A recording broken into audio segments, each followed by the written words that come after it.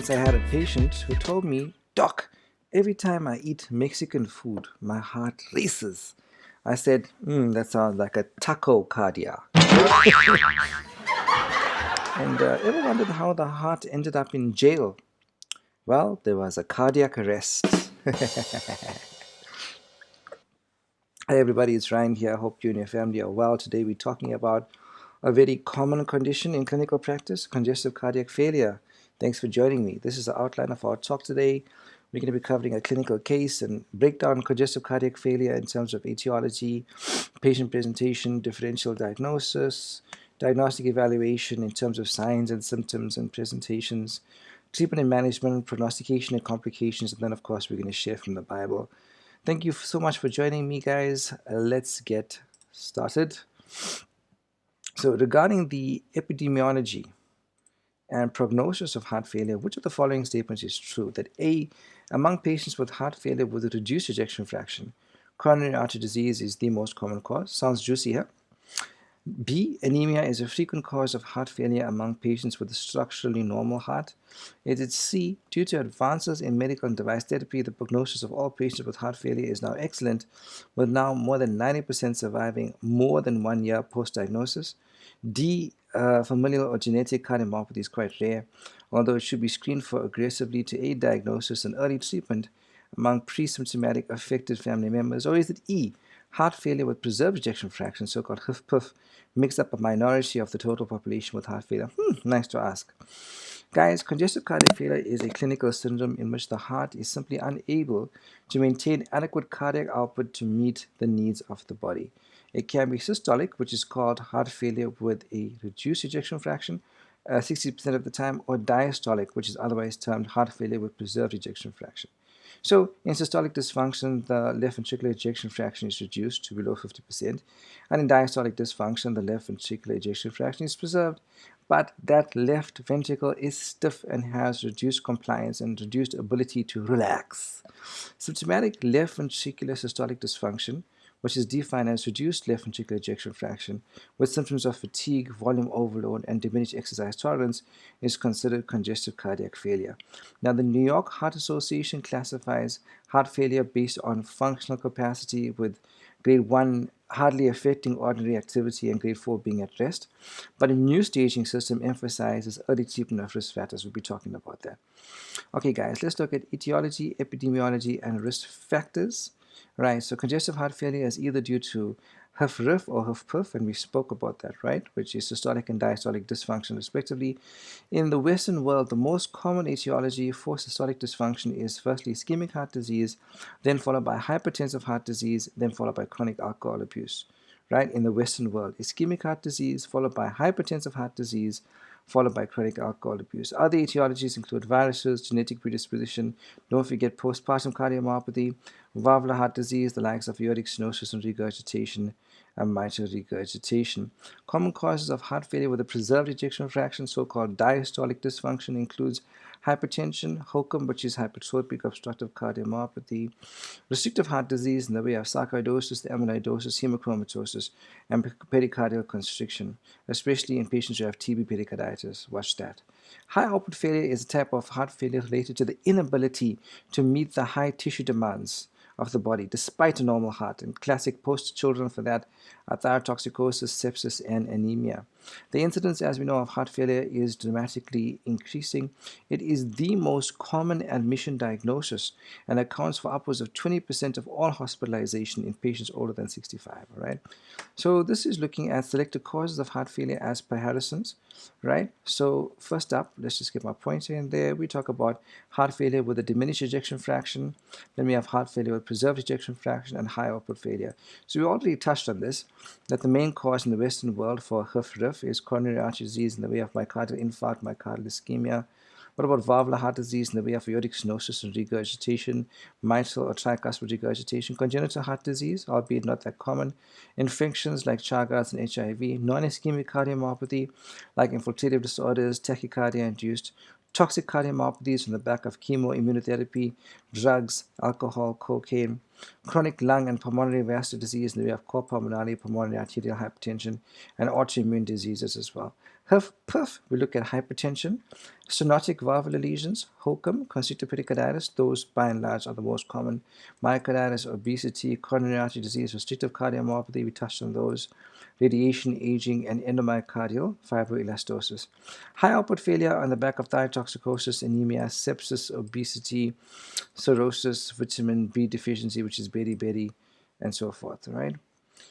The population attributable risk of heart failure incidence. So among men, those who are most prone to heart failure are those who have had prior myocardial infarcts, all right? And 34%, and 39% those who have hypertension, right?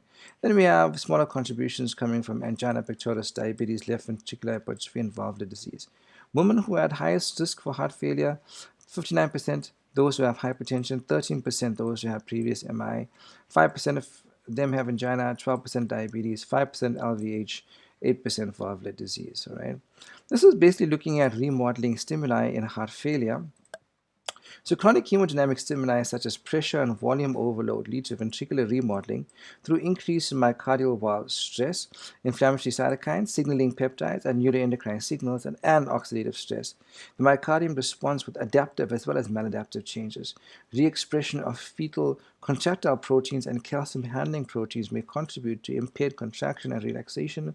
Myocytes unable to adapt might be triggered to undergo programmed cell death called apoptosis. The net result of all these changes is further impairment in pump function and increased valve stress, thus completing a vicious cycle that leads to further progression of myocardial dysfunction and a myopathic ventricle. All right. Here we're looking at mechanisms of ventricular remodeling. It has to do with changes in myocyte biology, changes in myocardial makeup, and changes in ventricular geometry. Alrighty. So here we're looking at activation of the neurohormonal systems in heart failure. Decreased cardiac output in heart failure results in so-called unloading of the high-pressure baroreceptors in the left ventricle, right? Carotid sinus and aortic arch, which in turn causes reduced parasympathetic tone. This decrease in afferent inhibition results in a generalized increase in efferent sympathetic tone and the non-osmotic release of arginine vasopressin from the pituitary. So basically, diminished perfusion coming from a myopathic ventricle is going to cause increased sympathetic nervous system activity, upregulating your sympathetic nervous system, right? It's going to cause baroreceptor dysfunction, and this increases firing, causing afferent inhibitory signals to come to the vasomotor center, which increases sympathetic nervous system activity, increases vasopressin secretion to beef up your blood pressure by increasing renin and increasing angiotensin II. So the RAS system is central to the pathophysiology of heart failure, and that underpins why we use things like aldosterone antagonists and ACE inhibition as part of the armamentarium in treating heart failure. Alrighty. How do patients present, guys? Well, the onset of symptoms is usually gradual unless caused by a catastrophic event like a myocardial infarct. Dyspnea, as we said, ranges from exertional dyspnea to dyspnea at rest. Volume overload, like orthopnea, paroxysmal nocturnal dyspnea, and peripheral edema. Jugular venous distension clinically, fatigue, weakness, and diminished exercise tolerance. Tachypnea, tachycardia, not tachycardia. Third heart sound may also be present. May have crackles bibasally, a laterally displaced apical impulse, hepatomegaly, hepatojugular reflux, ascites, abdominal fullness. I'm sure we're all familiar with these. This is a fun comic from Mr. Jorge Muniz at MedComic.com. Thank you so much, guys. Illustrating systolic dysfunction and diastolic dysfunction. So sometimes systolic and diastolic dysfunction appear in combination, right? Systolic dysfunction has to do with impaired contractility. We have a thin, weak, myopathic heart muscle, low ejection fraction, S3 gallop, systolic. And etiologies are ischemic heart disease, chronic hypertension, DCMO, and myocarditis.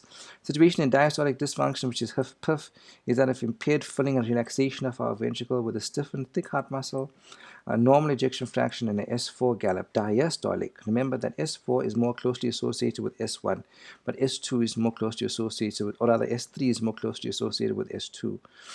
Right, diastolic etiologies is hypertension with left ventricular hypertrophy, restrictive and hypertrophic cardiomyopathies, fibrosis, amyloidosis, sarcoidosis, constrictive pericarditis, hemochromatosis, valvular disease, and aging. This is the New York Heart Association classification, very nicely depicted once again by MedComic.com. Thank you, Mr. Jorge Muniz. So class 1 is where there's no limitation of physical activity, and ordinary physical activity does not cause symptoms. Class 4 is the most severe, with severe limitation and discomfort with any physical activity, symptoms present even at rest. So stage 2 and 3 are in between these two, with class 2 being a slight limitation of physical activity, patients otherwise comfortable at rest. Ordinary physical activity causes symptoms. Class 3, where there's marked limitation of physical activity, comfortable at rest, but less than ordinary activity, causes symptoms. Alrighty. So here we're looking at the heterogeneity of the different presentations of acute decompensated heart failure. Alright. And the suggested therapeutic route. So the acute decompensation is what we call so-called typical, right? Where the patient, if the patient is hypertensive, we can use, and not volume overloaded, we use vasodilators. But the patient is normotensive and usually volume overloaded, we use diuretics. And high-risk features includes that of renal insufficiency, raised biomarkers of injury, acute coronary syndrome, arrhythmia, hypoxia, pulmonary embolus infection. The second phenotype is that of pulmonary edema as acute decompensation, right? Where we have severe pulmonary congestion with hypoxia, may often be associated with new onset arrhythmia, valvular heart disease, inflammatory heart disease, myocardial ischemia, CNS injury, and drug toxicity. To treat this, we use diuretics, vasodilators. You may use opiates, oxygen, and non-invasive ventilation. The third phenotype we get is the low output phenotype, which is basically hypoperfusion with end organ dysfunction, where we have a low pulse pressure, cool extremities, cardiorenal syndrome, yes, and hepatic congestion. To this end, we use vasodilators, inotropic therapies to get your dobutamine on board, single and double strength, if there's low blood pressure or diuretic refractoriness, and hemodynamic monitoring. Then the fourth one is cardiogenic shock. That's the fourth phenotype, in which case we have hypotension with low cardiac output and end organ failure, with extreme distress, pulmonary congestion, renal failure. To this end, we use inotropic therapy, right, and mechanical circulatory support. Alrighty. Our differential diagnosis for heart failure with a reduced ejection fraction includes myocardial infarct, coronary artery disease, hypertension, alcohol, viruses, genetics, valvular heart disease, AF, chemotherapy, postpartum cardiomyopathy, don't forget. Heart failure with preserved ejection fraction has to do with hypertension, HOCM, infiltrative disorders. We touched on this already. For right ventricular failure, we think about COPD, interstitial fibrosis, pulmonary hypertension, chronic pulmonary embolus, pulmonary stenosis, and cirrhosis. With high output failure, we spoke about the poster kids there being severe anemia, thyrotoxicosis, sepsis, thiamine deficiency. What's the differential diagnosis for heart failure, guys? Well, I'm glad you asked. Differential for dyspnea includes chronic lung disease, pulmonary arterial hypertension, neuromuscular disease, anemia, iron deficiency anemia. Differential for edema can be venous insufficiency, nephrotic syndrome, deep vein thrombus, lymphedema. Differential for ascites being hepatic cirrhosis, portal vein thrombus, malignant carcinomatosis. Differential for pleural effusion being chronic infection, lung cancer, collagen vascular disease. Jugular venous distension being chronic pericarditis, pericardial effusion, SVC syndrome.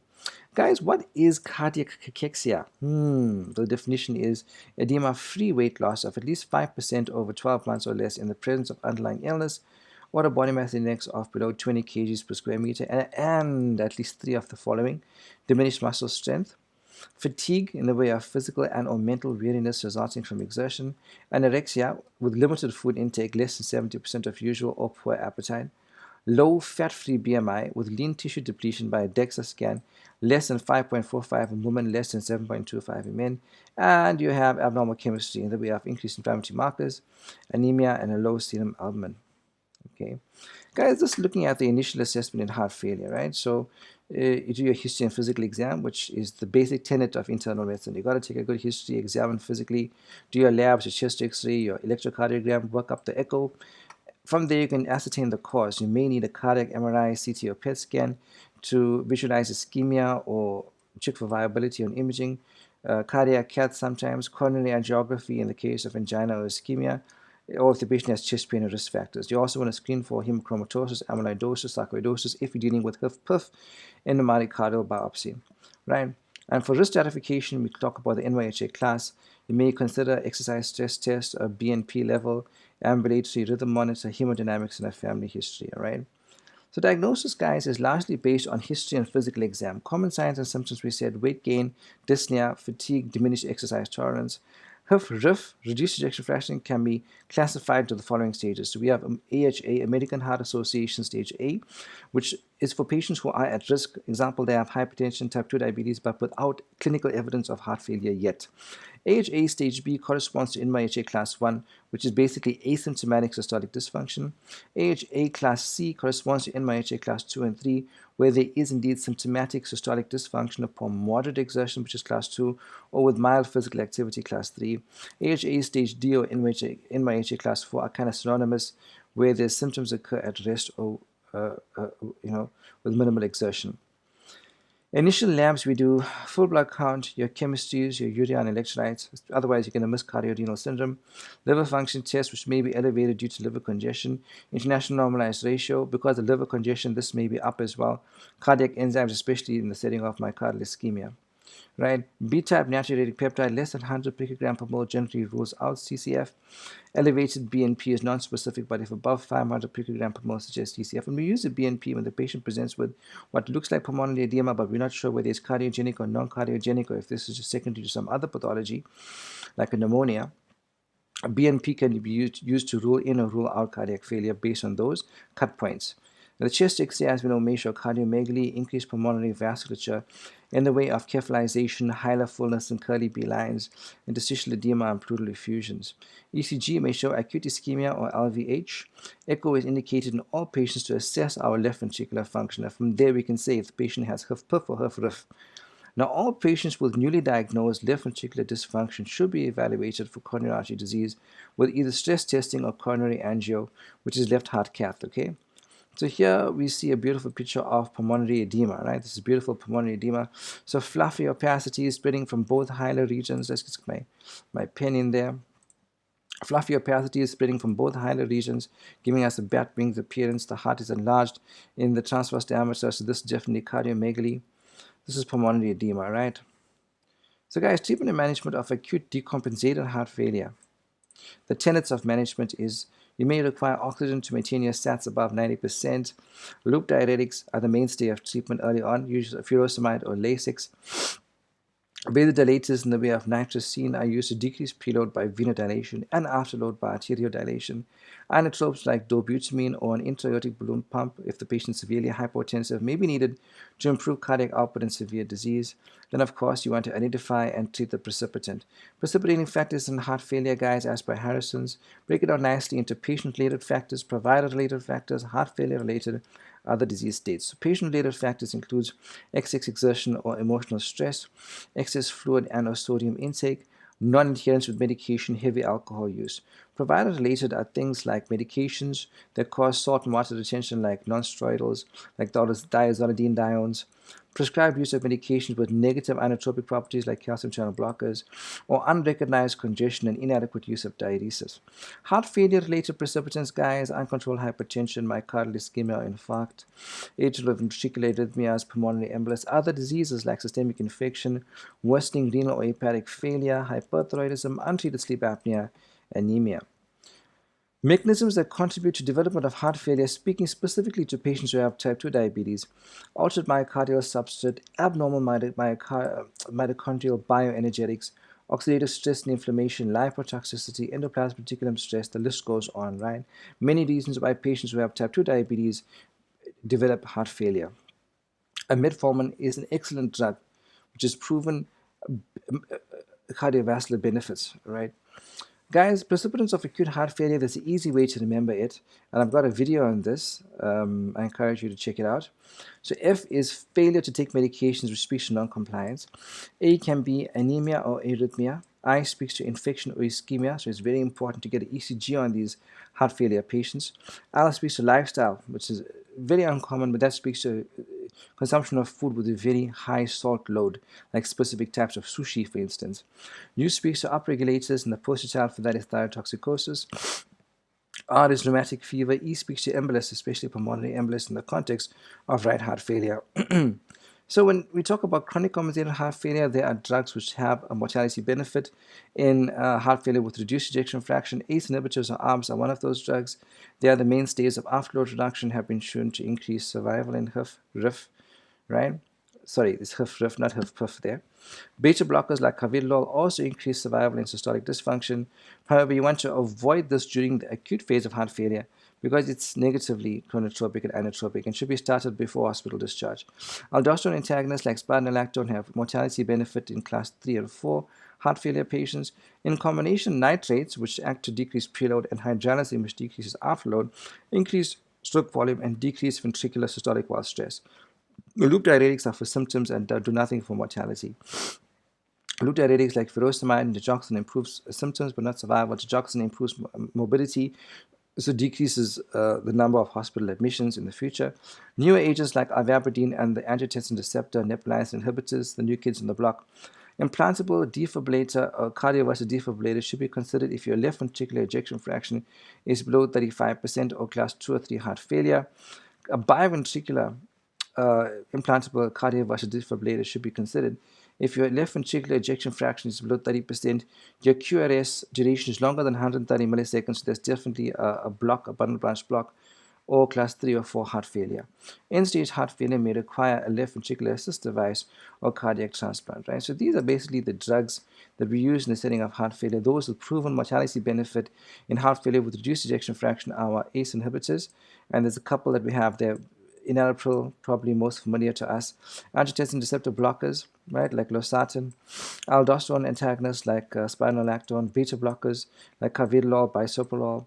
Then, of course, we talk about those by and large. So ACE inhibitors, ARBs, aldo antagonists, beta blockers all have mortality benefit. Then other drugs to add on therapy, of course, is our ARNIs, which is the angiotensin receptor neprilysin inhibitor, the sacubitril valsartan, and the arteriovenous dilators in the way of isosorbide dinitrate hydralazine, right? And novel therapies are vericiguat, right? Dapagliflozin and empagliflozin, the SGLT2 inhibitors, and the myosin activator mentioned here. This is in a graphical form demonstrating the drugs we use which have mortality benefit in heart failure. So ACE inhibitors and ARBs, beta blockers, especially carvedilol, bisoprolol, mineralocorticoid receptor antagonists like spironolactone. Then the ARNIs, which is the angiotensin receptor neprilysin inhibitor, as a replacement for ACE inhibitor, right? So you can use this, after you stop your ACE inhibitors for at least 48 hours, allowing a washout period. Then you can start your ARNI, which is sacubitril valsartan. SGLT2 inhibitors, vericiguat. Then, of course, you have other drugs which I mentioned here. Okay, what has been proven ineffective adjuncts in heart failure treatment is erythropoietin for anemia, warfarin or low-dose Xarelto to prevent thromboembolism, right? SSRIs for depression, statins for heart failure. All of those have been proven to be ineffective adjuncts, all right? Guys, prognostication and complications, despite advances in care, mortality from heart failure remains very high. The 5-year mortality is some 50% and half of patients die suddenly. Untreated asymptomatic patients have a dismal 25% 4-year mortality rate. Left ventricular ejection fraction and symptom severity are very strong predictors of survival. Poor prognostic features at admission include worsening renal function and low systolic blood pressure. Watch out for those too, because that portends poor prognosis. Patients who have hypertension prior to MI are much more likely to develop heart failure when cardiac remodeling occurs following the infarct. All efforts should be made to treat predisposing risk factors and reversible conditions. These are independent predictors of adverse outcomes. So they're split into clinical, structural, hemodynamic, biochemical, electrophysiological. So clinical, male sex, increasing age, diabetes, CKD, CAD, advanced NYHA class, presence of a third heart sound or elevated JVP, decreased exercise capacity, cardiac cachexia, depression, all portend a poor prognosis. From a structural perspective, reduced LV ejection fraction, reduced RV ejection fraction, increased ventricular volumes and mass, secondary mitral and tricuspid regurgitation, functional lesions. From a hemodynamic perspective, elevated pulmonary capillary wedge pressure, reduced cardiac index, reduced peak oxygen consumption, pulmonary hypertension, diastolic dysfunction. From a biochemical perspective, worsening renal function, hyponatremia, hyperuricemia, elevated cardiac biomarkers in the way of tropes and natriuretic peptides, and elevated plasma neurohormones. Electrophysiologically, tachycardia, bundle branch block, atrial fibrillation, ventricular ectopic activity, ventricular tachycardia, sudden death. All of these guys portend a worse prognosis in the context of congestive cardiac failure. Guys, coming back to our question, regarding the epidemiology and prognosis of heart failure, which of the following statements is true? And that is A, that among patients with heart failure with reduced ejection fraction, HIF-RIF, coronary artery disease is the most common cause. So we know that CAD remains the leading cause of heart failure with reduced ejection fraction, accounting for more than 60% of cases. Now, although medical and device therapy has greatly advanced in recent times, prognosis for heart failure remains grim. Community studies have shown that 30 to 40% of patients die within 1 year of diagnosis, and 60 to 70% die within 5 years. All right, my friends, please allow me to talk a little bit about scripture from the Bible. Today we're talking about joy. Proverbs 17:22 tells us a cheerful heart is as good medicine, but a broken spirit dries up the bones. Right? Ezekiel 37:11 says, Then he said to me, Son of man, these bones are the people of Israel. They say, Our bones are dried up and our hope is gone. We are cut off. Right? So when the Bible speaks about drying up of the bones, right, we know that the bone contains marrow, and the marrow contributes to many functions physiologically, but one of the main ones is immune function. So when you are sad and when you are depressed, technically, you are immunosuppressed, right? But when you are joyful and happy, the Bible says that a cheerful heart is as good medicine. So I pray that we will be joyful, trust in the Lord. The Bible says that the joy of the Lord is our strength. So when we are happy in the Lord, when we take joy in the Lord in reading His Word, in spending time with Him, in communing with Him, in personal devotion with Him, walking with Him daily, then we will be strengthened. The joy of the Lord is our strength. These are my references. Guys, if you enjoyed this video, I encourage you to smash that like button and subscribe to my channel. And also, you can find me on Facebook. My page is entitled Internal Medicine Algorithms and Mnemonics. I'm also on TikTok and on Instagram as well. God bless you. Have yourself a fantastic day. I'll see you soon with another helpful topic.